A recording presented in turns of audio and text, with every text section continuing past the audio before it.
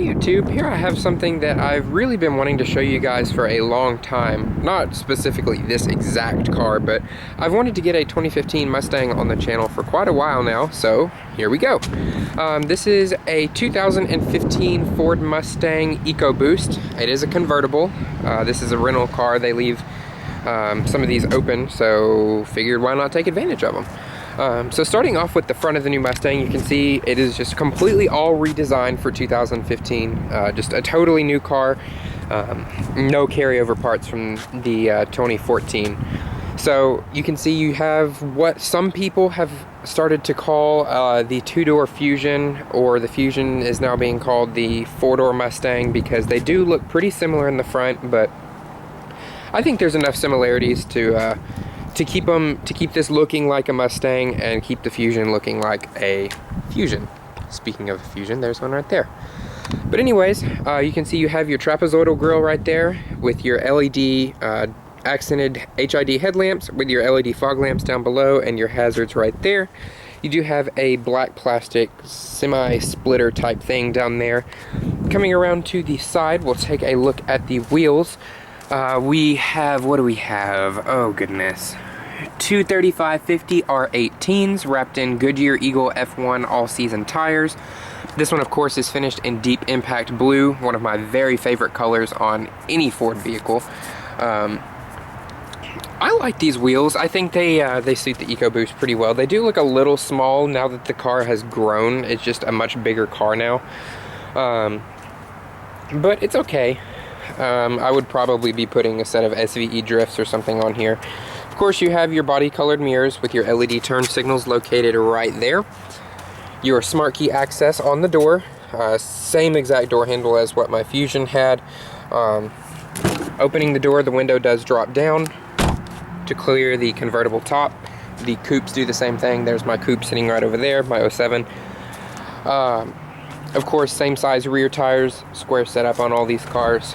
You have your rear little reflector light right down there. Your little stubby antenna right here, which I wish that they would switch to just a shark fin instead of an antenna like this, but whatever. You do have a black, kind of a blackout panel between the rear tri-bar tail lights. And one way to distinguish this as an EcoBoost, the V6 would have the tri-bar running through the pony, the EcoBoost does not, and the GT of course says GT.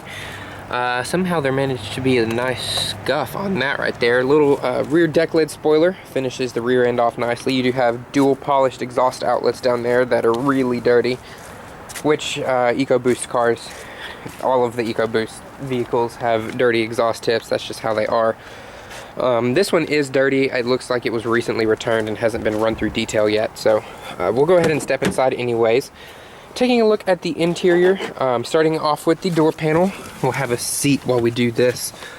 Starting off with the door panel, all hard plastic up here. The GT does give you a soft touch piece up here from this crease up, but you do have very nice vinyl stitching on the door panel. At least I think this is vinyl. This might be real leather, I'm not sure. But whatever it is, it looks really good. You have your deviated stitching right there with your chrome door handles and your power door locks. You can see your window switches right down here, straight out of the Fusion. And then you have this switch right here for your rear windows. Of course, the coupe does not have power rear windows because they don't need to roll down to get out of the way of the convertible top.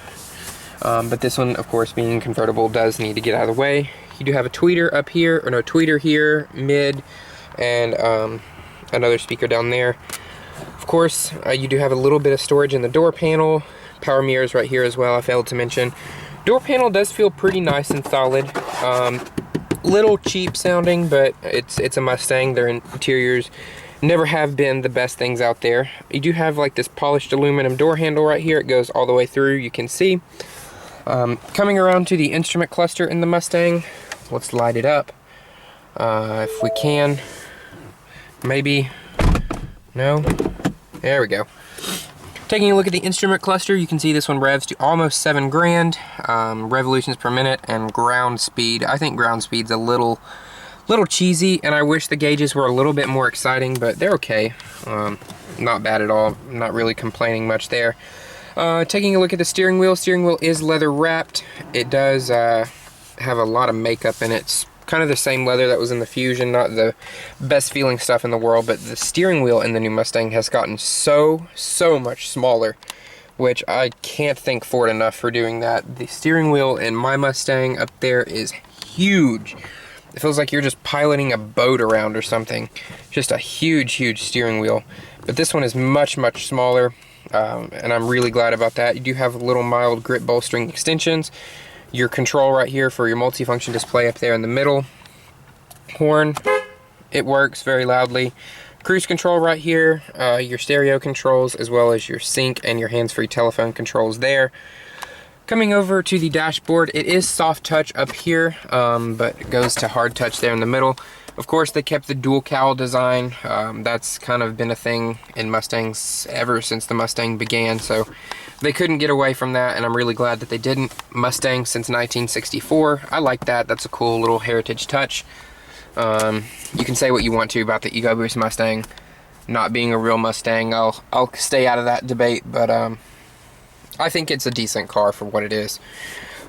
Makes a good rental car and a fun rental car too, so that's nice. Taking a look at the screen right up here, of course, it is my Ford Touch. Usually they come on, but this one doesn't seem to be doing it. Oh, there it goes. You do have a really nice Mustang logo that pops up right there. Oh, let's shut that up. Of course, my Ford Touch display right up here. Very typical. You're all familiar with this. I had it in my Fusion, and it's all over the place. I can't wait to see a 2016, I believe it's a 2016, that they switched to Sync 3. And I'm really excited about that. You do have heated and cooled seats in here, which is very nice. I'm really happy about that. We'll go ahead and turn that back off, and then the Mustang logo pops up again. That's really cool. I like that a lot. You do have heated and cooled seats here as well. You do have your temperature controls right there. Of course, it's dual zone automatic. Hazards. Really like these toggle switches a lot. You have, of course, your engine start stop button right here. I know there's no key detected. Hush. Hazards, traction control off right there. Your steering modes, as well as your drive modes right there. That's part of a premium package. This one is an EcoBoost Premium because it has leather and the toggle switches. The others just have buttons for all this stuff. And I don't think the others have one of these two buttons, I'm not sure. Of course, shifter for your 6-speed automatic. Sacrilege in a Mustang, it needs a stick shift, but of course they're not going to put a stick shift in a rental car because all the basic white girls who rent these wouldn't know how to drive it. You do have faux stitching running down here on the side of the center stack, and you also have hard, kind of scratchy plastics right up here. It's not too bad. You do have your cup holders right here, which are illuminated to match the outside of the car. That's pretty cool. This one does have the shaker stereo system, USB in right there, as well as a 12-volt right there. Of course, here's your emergency brake with a leather stitched boot on it and a leather stitch handle as well, which looks really nice. Very nicely padded center console. You can see how soft and squishy that is. Opening it up reveals a decent amount of storage. I'm not sure there's quite as much as my 07, but I don't know. That's where you would put in your navigation card, line in, and another USB port right there, and another 12-volt power outlet, and you have a little clip for pins and stuff right there, which is pretty cool. I think the switch, or the little handle for this to open it, is kind of in a strange place, but whatever. Steering wheel, I'm just so happy to see Ford switching to a nicer steering wheel in Mustangs, because the previous generations have just been huge, massive steering wheels. Of course, you can see right here the same stalks right out of the Fusion. They feel exactly the same as the Fusions did, but that's not necessarily a bad thing. Coming over here, you do have your trunk release, as well as a little coin storage area or sunglasses holder or something like that, which they finally included a sunglasses holder in a Mustang. Like, how long did it take that to happen?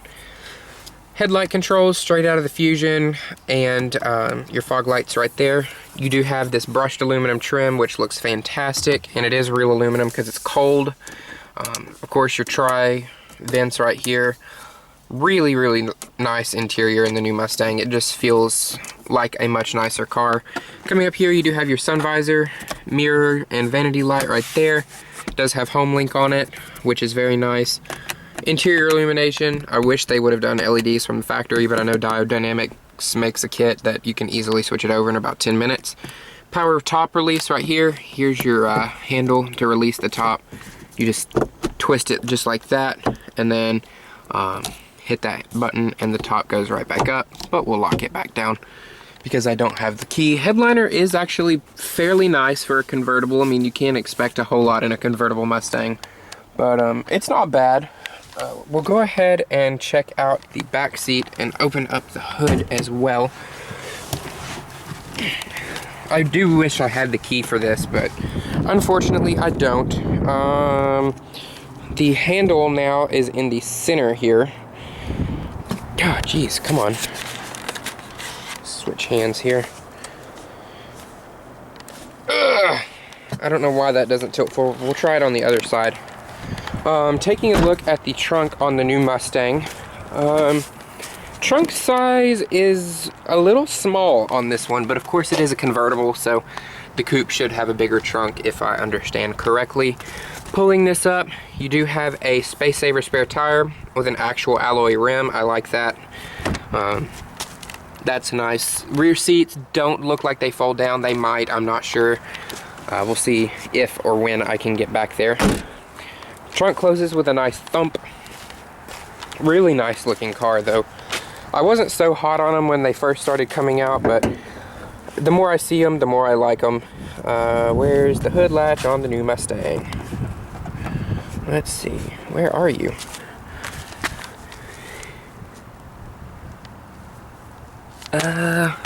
Down? There it is. Yep. Woo, that's a heavy hood. So what you're seeing is Ford's EcoBoost 2.3 liter inline 4. Of course, being an EcoBoost engine, it is turbocharged. And on these, you can actually see the turbo. It's somewhere around here. Where is it? Right up under that little metal shield right there is the turbocharger. You can actually see a little bit of it right there. Not sure about how these cars sound, especially since they have a Mustang badge on them, but not bad. Hood closes with a nice loud bang. Let's see if I can access the back seat on this side of the car. They did change up how the seat release, there it goes. Let's scoot this seat up a little bit. Sounds like there's a water bottle up under the seat crackling. So let's go ahead and climb in back here and see if a 6 foot tall human fits. And surprisingly, it's not bad. As long as that seat is, oh shoot, decently far forward, I can kind of straddle it. My feet have enough room. Headroom is a little tight. You can see I'm 6 feet tall, and if I lean back, of course, I don't have headroom, but if I sit up, there's a decent amount of room. So not really a huge complaint there. You can see how the rear seats are kind of carved out for a child's rear end, and I don't have the rear end of a child, so it is a little tight as far as squishing my hips together, but it's not too big of a deal. Of course, perforated leather back here as well, and your drive shaft tunnel right up under there. So let's go ahead and climb out of here. You do have dual map pockets back here, which is nice. I'm not sure how much use those are going to get. And another thing I just noticed is there's latches for the console on both sides, so that's pretty cool. I still wish they would have made it in the center, but not too big of a deal. Oh crap. And it looks like the seat remembers where it was reclined, which I wish that car did, but no, it doesn't. So anyways, guys, that really pretty much wraps it up on the new Mustang. Let me know what you think about it. Do you like the way it looks? Does it look too much like a Fusion? Do you like the EcoBoost? Just give me your thoughts. So anyways, thank you all for watching, and we'll catch you next time.